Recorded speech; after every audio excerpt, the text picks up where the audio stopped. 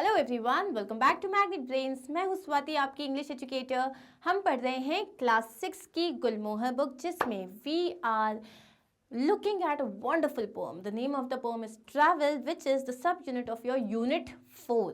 अब ये जो poem है, this talks about the poet's urge, उनका जो बहुत ज़्यादा मन है to go and travel and explore new things in life. It's like जो यहाँ पे उन्होंने बोला है, जहाँ पे ट्रेन की बात करी गई है, जिसकी वो पूरे टाइम जिसकी उनको आवाज़ें आती हैं, दिखाई देती है. Basically it's like life is a journey, और आपको इस जर्नी में बहुत सारे लोग मिलते हैं. आप चाहते हो नए लोग मिले, नए एक्सपीरियंसेस हों. So train is like metaphorically compare to your life, and travel is she wants to move ahead in life. Okay, so हमारी पोएट कौन है? एडना सेंट विंसेंट मिले. अब हम स्टार्ट क्या करने वाले हैं? जो प्रीवियस वीडियो था उसमें हमने एक्सप्लेनेशन देखा है, समरी देखी है, प्लस पोएटिक डिवाइसेस भी देख लिया, एंड स्ट्रक्चर ऑल्सो. इस पर्टिकुलर पोम में, इस पर्टिकुलर वीडियो में हम स्टार्ट करने वाले हैं जो आपके चैप्टर में, आपकी बुक के पीछे जो क्वेश्चन आंसर्स दिए हुए हैं इस पोम के बाद हम उनको स्टार्ट करेंगे. ठीक है, सो लेट्स सी कितना आता है हमको. In the first stanza the speaker talks about two different sounds. वो कौन कौन से साउंड्स हैं? सो पहले इसमें the two sounds mention in the first stanza are voices of people speaking. जो लोग बात कर रहे हैं, जो उन्होंने कहा था कि इतने लोगों की आवाज़ है, उसके बाद भी मुझे ट्रेन की आवाज़ आ रही है. सो वॉइसेस ऑफ पीपल स्पीकिंग. और सेकेंड है shrieking of the train whistle. तो एक तो लोगों की आवाज़ और दूसरा जो ट्रेन के विसल की आवाज़ आ रही है. Which of these sounds does she actually hear? और इन दोनों के साउंड में से एक्चुअली उन्हें किसकी आवाज़ आ रही है? ट्रेन की विसल तो है ही नहीं, वो तो सिर्फ इमेजिन कर रही हैं. उनको लोगों की आवाज़ आ रही है, तो हम क्या बोलेंगे? The sound that the speaker actually hears is that of human voices. जो आसपास लोगों की आवाज़ आ रही है. नेक्स्ट है, how is it that the other sound appears to ring out so clearly to the speaker even though the source of the sound is nowhere nearby? अब यहाँ क्वेश्चन है कि जो दूसरी आवाज़ है, मतलब हम बात करें ट्रेन के विसल के श्रीक करने का, ये आवाज़ उनको इतनी क्लियरली कैसे आ रही है जबकि आसपास कोई सोर्स नहीं है, मतलब कोई रेलवे लाइन नहीं है, और जो भी है वो बहुत दूर है और कहीं ट्रेन आ भी नहीं रही है वहाँ पे. So the speaker thinks about the train so often with such a deep desire to travel that the sound of its whistle in her dream seems real to her. अब यहाँ आंसर क्या लिख रहे हैं कि ये जो स्पीकर जो है वो ट्रेन के बारे में इतना ज़्यादा सोचती है. She thinks about the train so often, और that too with such a deep desire, और इतने ज़्यादा मन से वो ट्रेन के बारे में सोचती है that the sound of its whistle in her dream seems real to her. कि जो उसके साउंड है, उसके जो विसल का साउंड है, उसके जो सपनों में जो आता है, ऐसा लगता है उसको वो रियल है. Thus it appears to ring out clearly even though the source is nowhere nearby. और ये हमने पूरा क्वेश्चन से लिखा है, इसीलिए ऐसा लगता है कि वो आसपास ही कहीं उसकी आवाज़ आ रही है, प्लस वो बहुत क्लियर आवाज़ आती है इवन व्हेन जो सोर्स है, मतलब जहाँ से आवाज़ आती है, वो कहीं आसपास नहीं है. नेक्स्ट क्वेश्चन है, what according to the speaker is the night for? What is she doing instead? So according to the speaker, speaker के हिसाब से रात किस चीज़ के लिए होती है, लेकिन हमारी पोएट क्या कर रही है?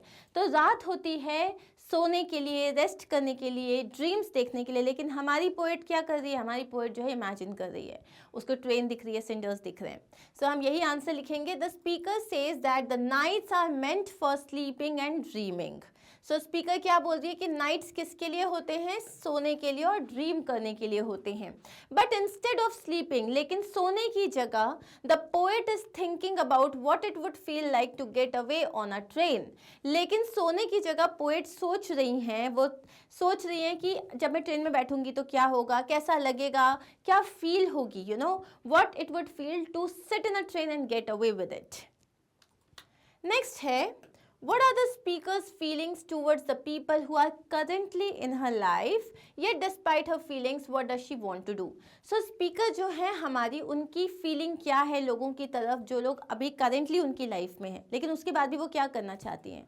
तो जो उनकी लाइफ में अभी उनकी फैमिली और फ्रेंड्स हैं, उनके लिए उनका हार्ट में बहुत ही वार्म स्पेस है, मतलब वो उन सबको बहुत पसंद करती है, लेकिन उसके बाद भी वो नए लोगों से मिलना चाहती है, नई जगह को एक्सप्लोर करना चाहती है. The speaker expresses warm feelings towards the people she has in her life. वो वार्म फीलिंग्स एक्सप्रेस करती है उन लोगों के लिए जो ऑलरेडी उनकी लाइफ में हैं. She seems happy and content with them. वो जो है बहुत खुश है प्लस कंटेंट है. कंटेंट का मतलब satisfied. Despite this she is keen to meet new people, have new experiences and make new friends. लेकिन इसके बावजूद वो जो है वो क्या चाहती है, नए लोगों से मिलना चाहती है, नए एक्सपीरियंसेस लेना चाहती है और नए फ्रेंड्स बनाना चाहती है. And better friends I will not be knowing.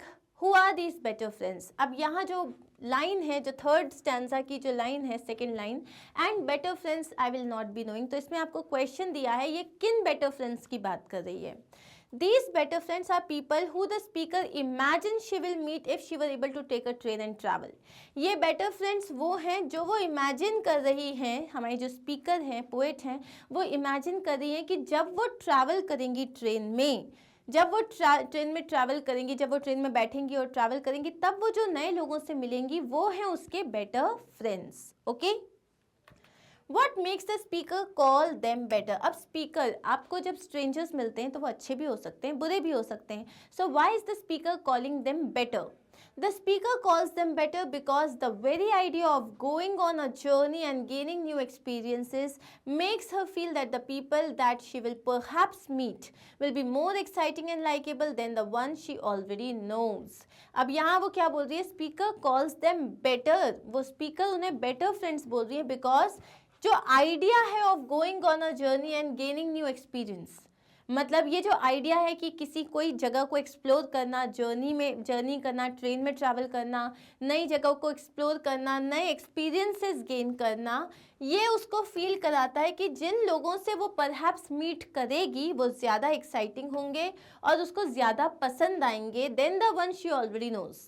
मतलब जिन्हें वो ऑलरेडी जानती है उनसे ज़्यादा वो शायद एक्साइटिंग हो सकते हैं. इसीलिए पोएटिस जो है, हमारी जो स्पीकर हैं, वो इन लोगों को बेटर फ्रेंड्स कह रही हैं. Has she met them? Does she expect to meet them at all? क्या वो इन बेटर फ्रेंड्स से मिली हैं? नहीं मिली हैं. Does she expect to meet them all? Not any time soon. वो expect भी नहीं करती. So no, she has not met them and does not expect to meet them anytime soon. और वो ऐसा कुछ expect भी नहीं कर रही है कि वो बहुत जल्दी इन better friends से मिल जाएंगी. Why does the speaker seem to be willing to take any train to any place? What does this tell you about her state of mind and the way she feels about her life? अब question है कि जो speaker है, ऐसा लग रहा है कि वो कोई भी ट्रेन ले लेगी, चाहे वो किसी भी जगह जा रही हो. इससे आपको उसकी स्टेट ऑफ माइंड के बारे में क्या पता चलता है और क्या लगता है वो अपनी लाइफ के बारे में क्या सोचती है? The speaker seeks the thrill of adventure and the excitement of new experiences. मतलब स्पीकर जो है हमारी, वो क्या ढूंढ रही है? सीख का मतलब होता है ढूंढना. वो क्या ढूंढ रही है? The thrill of adventure. जो नई नई चीज़ें जब आप करते हो उसकी जो एड्रेनलाइन रश होता है, जो थ्रिल होता है उसको, and the excitement of new experiences, और आपको जो नए एक्सपीरियंसेस होते हैं उनका जो एक्साइटमेंट होता है वो उस चीज़ को ढूंढ रही हैं. This comes from the fact that she is unable to break away from the dull existence. और ये कौन से फैक्ट से आ रहा है? ये कहाँ से हमें पता चल रहा है कि ये जो है वो अपनी जो मोनोटोनस लाइफ है. मोनोटोनस क्यों? मोनोटोनस का मतलब होता है जो हमेशा एक जैसी ही जा रही है, मतलब जिसमें कहीं कुछ एक्साइटमेंट नहीं है, कहीं कोई स्पाइस नहीं है. तो ये जो उनका एक डल एग्जिस्टेंस है, जो वो एक सी लाइफ जिए जा रही हैं, उससे उनको एक ब्रेक चाहिए. She wants to travel and see more places and meet different people. वो ट्रैवल करना चाहती हैं, नई नई जगह देखना चाहती हैं और नए नए लोगों से, अलग अलग लोगों से मिलना चाहती हैं. And thus is willing to take a train to any place. इसीलिए वो किसी भी जगह पे अपनी ट्रेन को लेके जाने को तैयार है. This tells us that she wants to experience something new, exciting and different in her life and perhaps finds her current routine little dull and boring. अब ये जो लास्ट पार्ट है, इससे उनको, आपको उनकी लाइफ के बारे में क्या पता चलता है?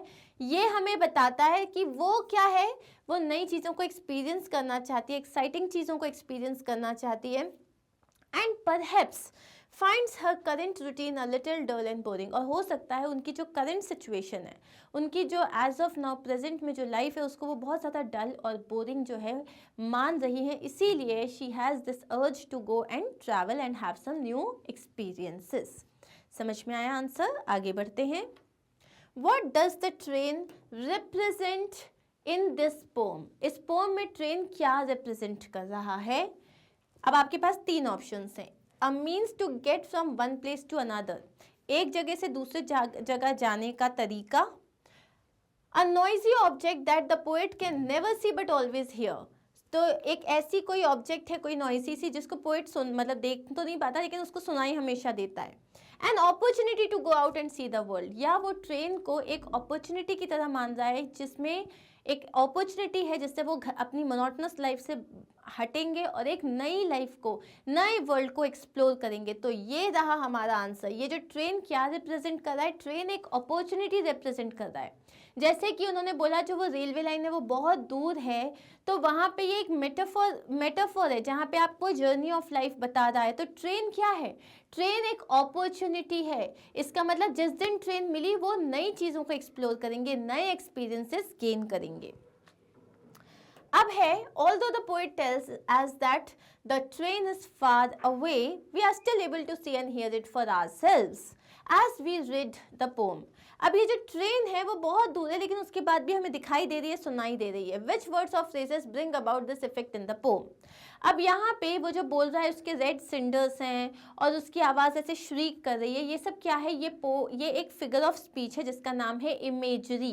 इमेजरी का मतलब ये होता है कि जब उसमें पोएट लिखता है तो हमें भी सुनाई देता है, हमें भी दिखाई देता है, हमें भी लग रहा है कि ओके ऐसा कुछ हो रहा है, क्योंकि हम इमेजिन कर पाते हैं अपनी क्रिएटिविटी से।